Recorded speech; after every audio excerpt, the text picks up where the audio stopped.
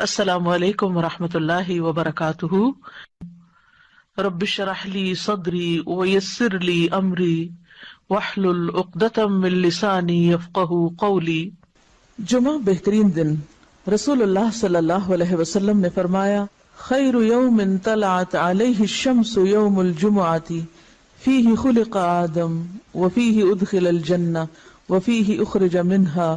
ولا تقوم الساعۃ الا فی یوم الجمعہ۔ بہترین دن جس پر سورج طلوع ہو کر چمکے جمعہ کا دن ہے۔ اسی دن آدم علیہ السلام پیدا ہوئے، اسی دن جنت میں داخل کیے گئے، اسی دن جنت سے زمین پر اتارے گئے، اور قیامت بھی جمعے کے دن قائم ہوگی۔ جمعے کی فرضیت، ارشاد باری تعالیٰ ہے، یا ایھا الذین آمنوا اذا نودی للصلاۃ من یوم الجمعۃ فاسعوا الی ذکر اللہ وذروا البیع ذالکم خیر لکم ان کنتم تعلمون۔ اے اہل ایمان، جب جمعہ کے دن نماز کے لیے آذان دی جائے تو اللہ کے ذکر اور نماز کی طرف دوڑو، اس وقت کاروبار چھوڑ دو، اگر تم سمجھو تو یہ تمہارے حق میں بہت بہتر ہے، یعنی اسی میں تمہارا فائدہ ہے۔ لیکن سمجھنے کی بات ہے نا، کچھ لوگ اس وقتی تجارت میں فائدہ سمجھتے ہیں جو حقیقت میں خسارہ ہے، یعنی اس وقت تجارت کرنا یا اس وقت دنیا کے کام کرتے رہنا اور اللہ کی پکار پر لبیک نہ کہنا۔ حضرت ابو الجعد دمری رضی اللہ عنہ سے روایت ہے کہ رسول اللہ صلی اللہ علیہ وسلم نے فرمایا، جو شخص سستی کی وجہ سے 3 جمعے چھوڑ دے تو اللہ تعالیٰ اس کے دل پر مہر لگا دیتا ہے۔ آپ صلی اللہ علیہ وسلم نے فرمایا، لوگ جمعہ چھوڑنے سے باز آ جائیں ورنہ اللہ تعالیٰ ان کے دلوں پر مہر لگا دے گا، پھر وہ غافل ہو جائیں گے۔ تو اس سے پتہ چلتا ہے کہ جب انسان ایک نافرمانی کرتا ہے اور اس کے بعد توبہ نہیں کرتا اور پھر دوبارہ وہی کام کرتا ہے اور پھر سے 12 وہی کام کرتا ہے تو پھر وہ اللہ کی رحمت سے دور ہونے لگتا ہے اور ایسا بے حس ہوتا ہے کہ نیکی کا شوق بھی اور گناہوں پر کسی قسم کی فکر اور پریشانی سب ختم ہو کر رہ جاتا ہے۔ حضرت ابن مسعود سے روایت ہے کہ رسول اللہ صلی اللہ علیہ وسلم نے ان لوگوں کے گھروں کو جو جمعہ سے پیچھے رہ جاتے ہیں جلا دینے کا قصد کیا، یعنی یہ ارادہ کیا کہ ان کے گھر ہی جلا دیے جائیں۔ جمعہ کا چھوڑنا بہت بڑا گناہ ہے، اس پر شدید وعید ہے، لہذا ہر مسلمان پر جمعہ پڑھنا فرض ہے، اس میں ہرگز سستی نہیں کرنی چاہیے۔ جب خطیب ممبر پر چڑھے اور آذان ہو جائے تو سارے کاروبار حرام ہو جاتے ہیں۔ جمعہ کے متفرق مسائل۔ نمبر 1، رسول اللہ صلی اللہ علیہ وسلم نے فرمایا، جس کا اللہ اور آخرت کے دن پر ایمان ہے اس پر جمعہ فرض ہے۔ مریض، مسافر، عورت، نابالغ لڑکا اور غلام جمعہ کی فرضیت سے مستثنی ہے، یعنی ان پر جمعہ فرض نہیں، اگر چاہیں تو پڑھ لیں، نہیں تو ظہر کی نماز بھی کافی۔ نمبر 2، نبی صلی اللہ علیہ وسلم نے فرمایا، جو شخص جمعہ کے روز خوب اچھی طرح نہائے اور پا پیادہ یعنی پیدل مسجد میں جائے، امام کے نزدیک ہو کر دل جمی سے خطبہ سنے، یعنی ادھر ادھر غفلت کے ساتھ نہیں بلکہ پوری توجہ کے ساتھ اگلی صفوں میں بیٹھ کر، اور کوئی لغو بات نہ کرے، تو اس کو ہر قدم پر 1 برس کے روزوں کا اور اس کی راتوں کے قیام کا ثواب ہوگا۔ یعنی اتنا فضیلت والا عمل ہے اگر کوئی شخص پوری توجہ اور محبت اور شوق کے ساتھ کرے۔ حضرت سلمان فارسی رضی اللہ عنہ سے روایت ہے کہ رسول اللہ صلی اللہ علیہ وسلم نے فرمایا، جو شخص جمعہ کو نہائے اور جس قدر پاکی حاصل ہو سکے کرے، یعنی اپنے جسم کی بھی صفائی، اپنے بالوں کی، ہر چیز کی، پھر تیل یا اپنے گھر سے خوشبو لگائے جو بھی میسر ہو، یعنی تھوڑا اہتمام کے ساتھ نکلے، اور مسجد کو جائے، وہاں 2 آدمیوں کے درمیان راستہ نہ بنائے، یعنی لوگوں کی گردنیں نہ پھلانگے یا ان کو پریشان نہ کرے آگے جانے کے لیے، یعنی جہاں جگہ ملے وہیں بیٹھ جائے، پھر اپنے مقدر کی نماز پڑھے، پھر دوران خطبہ خاموش رہے، تو اس کے گزشتہ جمعہ سے لے کر اس جمعہ تک کے گناہ بخش دیے جاتے ہیں۔ اب یہاں پر گناہوں کی بخشش کس چیز کے ساتھ منسلک ہے کہ انسان اپنی ذات سے کسی کو تکلیف نہ دے، یعنی صرف اتنا نہیں کہ آپ خود شوق سے چلے ہیں نیکی کرنے، عبادت کرنے، اور اپنے شوق میں دوسروں کے لیے باعث اذیت ہیں، ایسا نہیں ہونا چاہیے۔ رسول اللہ صلی اللہ علیہ وسلم نے فرمایا، جو شخص غسل کر کے جمعہ کے لیے آتا ہے اور خطبہ شروع ہونے تک جس قدر ہو سکے نوافل ادا کرتا ہے، پھر خطبہ جمعہ شروع سے لے کر آخر تک خاموشی کے ساتھ سنتا ہے تو اس کے گزشتہ جمعہ سے لے کر اس جمعہ تک اور مزید 3 دن کے گناہ معاف کر دیے جاتے ہیں۔ حضرت عبداللہ بن عباس رضی اللہ عنہ فرماتے ہیں مسجد نبوی کے بعد جو سب سے پہلا جمعہ پڑھا گیا وہ بحرین کے گاؤں جوافہ میں عبد القیس کی مسجد میں تھا۔ اس سے کیا پتہ چلتا ہے کہ جمعہ صرف بڑے شہر میں نہیں بلکہ گاؤں وغیرہ میں بھی پڑھا جا سکتا ہے، یا جہاں بھی لوگوں کی آبادی ہو اکٹھے رہتے ہوں وہاں پر جمعہ پڑھنا چاہیے، یہ جمعے کا اہتمام کیا جانا چاہیے۔ یہاں اس موقع پر میں یہ یاد دہانی آپ کو کرا دوں کہ جن خواتین کے لڑکے ہیں خاص طور پر ان کو، اپنے شوہروں کو،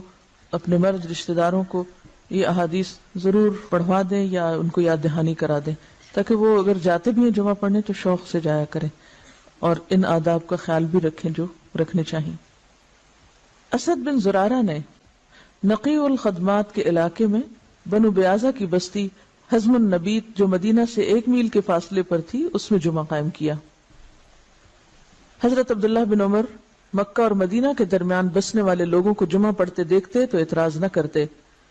نمبر 4، حنین کے دن بارش ہو رہی تھی تو رسول اللہ صلی اللہ علیہ وسلم نے اپنے منادی کو حکم دیا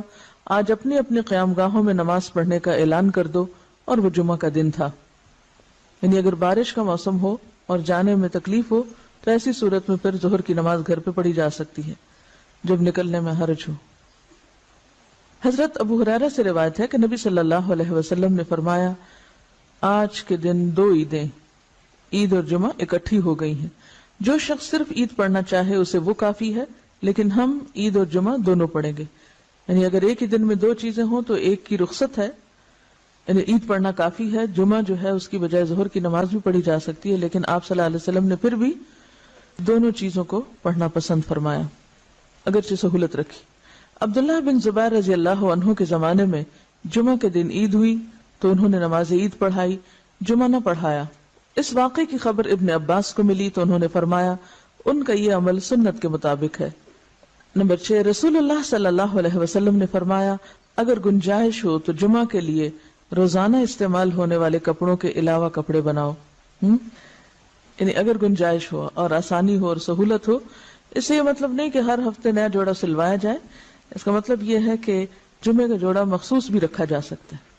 ٹھیک ہے، نہیں ایک دفعہ آپ نے سلوا لیا اس کو ہر روز پہننے کی بجائے جمعے کے دن پہنا جائے، یعنی جمعے کا لباس مخصوص کیا جا سکتا ہے عام روزمرہ کے لباس سے۔ یعنی اہتمام کی بات ہے، اصل میں صرف نئے کپڑے سلوانے کی بات نہیں۔ نبی صلی اللہ علیہ وسلم نے دوران خطبہ گوٹ مار کر بیٹھنے سے منع فرمایا۔ گوٹ مارنا اس طرح بیٹھنے کو کہتے ہیں کہ ہاتھ یا کپڑے کے ساتھ رانوں کو پیٹ سے ملا کر بیٹھیں، ٹھیک ہے۔ اس طرح بیٹھنے سے عموماً نیند آ جاتی ہے اور پھر آدمی خطبہ نہیں سن سکتا۔ علاوہ ازیں اس حالت میں آدمی اکثر گر پڑتا ہے یا بے حجاب ہونے کا بھی اہتمام ہوتا ہے۔ بیٹھ کے دکھائیے، جی ہاں، اس طرح، یعنی بہت ہی ریلیکس قسم کی اور کیجول قسم کی سٹنگ ہے، یہ اس سے منع کیا گیا ہے۔ نمبر 8، جابر بن سمرہ رضی اللہ عنہ سے روایت ہے کہ رسول اللہ صلی اللہ علیہ وسلم کھڑے ہو کر خطبہ دیتے اور 2 خطبوں کے درمیان بیٹھتے۔ جو شخص یہ کہے کہ آپ بیٹھ کر خطبہ دیتے تھے اس نے غلط بیانی کی۔ حضرت کعب بن عجرہ سے روایت ہے کہ وہ مسجد میں داخل ہوئے اور عبد الرحمن ابن ام الحکم بیٹھے ہوئے خطبہ دے رہے تھے۔ کعب نے کہا اس خبیث کی طرف دیکھو، بیٹھے ہوئے خطبہ دیتا ہے، حالانکہ اللہ تعالیٰ فرماتے ہیں وَإِذَا رَأَوْا تِجَارَةً أَوْ لَهْوًا انفضوا إِلَيْهَا وَتَرَكُوكَ قَائِمًا، اور جب یہ لوگ کوئی سودا بکتا دیکھتے ہیں یا کوئی تماشا دیکھتے ہیں تو اس کی طرف بھاگ اٹھتے ہیں اور آپ کو خطبے میں کھڑا ہی چھوڑ دیتے ہیں۔ یعنی قرآن پاک سے یہ بات پتہ چلتی ہے کہ خطبہ کھڑے ہو کر دینا چاہیے۔ اب یہاں پر آپ سوچ رہے ہوں کہ بہت سخت لفظ استعمال کیا اور شاید ان کے پیچھے یا چھپ کے یا غیبت کے طور پہ کیا، تو اصل بات یہ ہے کہ صحابہ کرام کے اندر آپ نے ایک چیز دیکھی ہوگی کہ وہ سنت کے خلاف کوئی چیز برداشت نہیں کرتے تھے، کیونکہ وہ اللہ کے رسول صلی اللہ علیہ وسلم کو اپنی ذات، اپنی اولاد، اپنے والدین، اپنی ہر چیز سے زیادہ محبوب رکھتے تھے اور آپ کی باتوں کو بھی اسی طرح اہمیت دیتے تھے، لہٰذا کہیں وہ کوئی چیز آپ کی سنت کے خلاف ہوتے دیکھتے تو وہ ان کے لیے بہت ہی سخت ہوتی اور اسی لیے سخت الفاظ بھی استعمال کر جاتے۔ تو بات یہ کہ اسی کا نام من احب للہ و ابغض للہ ہے، و آتا للہ و منع للہ۔ جب ہم دین میں محبت کی بات کرتے ہیں تو ہم سمجھتے ہیں کہ محبت پھر جائز ناجائز ہر بات پہ محبت، یہ بات غلط ہے۔ ٹھیک ہے، درست چیز کو اپریشیٹ کیا جائے اور جو غلط بات ہے اس کو غلط بتایا جائے، اور غلطی جتنی زیادہ بڑی ہو اس کے لیے اتنا ہی فرم ہونا چاہیے، اس کے لیے پھر ڈھیلا ڈھالا رویہ نہیں اختیار کرنا چاہیے، جبکہ بات پوری طرح دوسروں کو بتائی بھی جا چکی ہو۔ لیکن ایک بات یاد رکھیے کہ صحابہ کرام کا جو باہم تعلق یا واسطہ تھا، ان کی جو تربیت جس ڈھنگ پر ہوئی تھی، وہاں ذات اور انا اور میں اور شخصیت پرستی جیسی چیزیں نہیں تھی،